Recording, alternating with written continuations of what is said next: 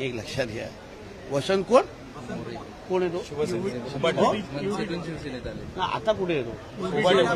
लक्षात घ्या, अघोरी पूजा काय असते हे कोणाला दुसऱ्याला विचारू नका, मातोश्रीच्या 3ऱ्या माळ्यावर विचारा. अघोरी पूजेमध्ये पीएचडी केलेली आहे. कुठे काय त्याचं कॅलेंडर मी दाखवू शकतो, कोण बुवा कुठे आणलं जातं, काय कुठे कापलं जातं. म्हणून अघोरी पूजाचे आरोप आमच्या गोगावलेजींवर करण्या अगोदर उबाटावाल्यांनी थोडा आपल्या मातोश्रीमध्ये बसलेल्या मालकाला विचारावं, बाबा अघोरी पूजा नेमकं काय? उद्धवजी तुम्ही किती वेळा अघोरी पूजा केलेली आहे, कुठे केलेली आहे, त्यासाठी काय कधी मीठ काय सोडलं, कधी दुसरं काय सोडलं, कर्जतच्या त्या फार्म हाऊसमध्ये जमिनीच्या खालती काय काय पुरलेलं आहे हे. म्हणून अघोरी पूजा बोलण्या अगोदर ना थोडं उद्धवजींना अगर विचारलं असतं तर त्यांनी फार डिटेलमध्ये सांगितलं असतं.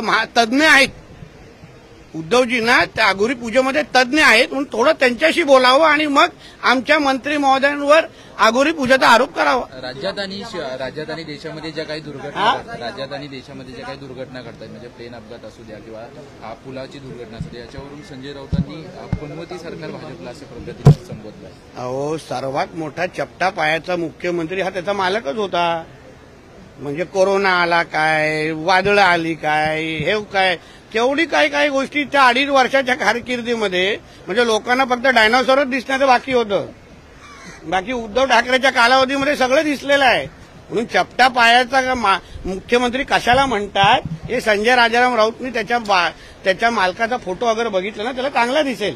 म्हणून दुसऱ्यांना बोला आमचं तो शुभ सरकार आहे, एवढ्या चांगल्या गोष्टी व्हायला लागलेल्या आहेत, कळलं ना. म्हणून संजय राजाराम राऊतला बोलून पहिला डोंगणाखाली बघ आणि आमच्यावर आरोप कर.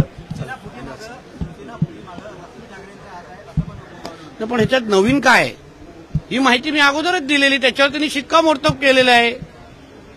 जे उद्धव ठाकरेंचा कारभार ओळखतात त्यांना सगळ्यांना माहिती आहे वहिनींचा हस्तक्षेप किती असतो, काय असतो.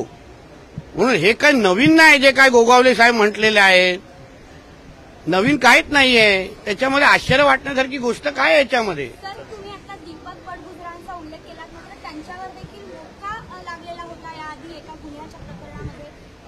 परत मी तुम्हाला सांगतो, हिंदुत्वाचे धागा घेऊन अगर आमच्याबरोबर कोणी येत असेल तर आम्ही त्याचं स्वागतच करणार.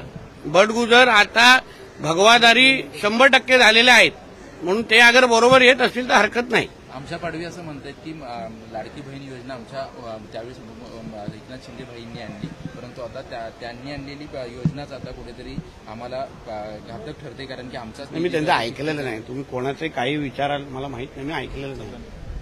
चला, धन्यवाद.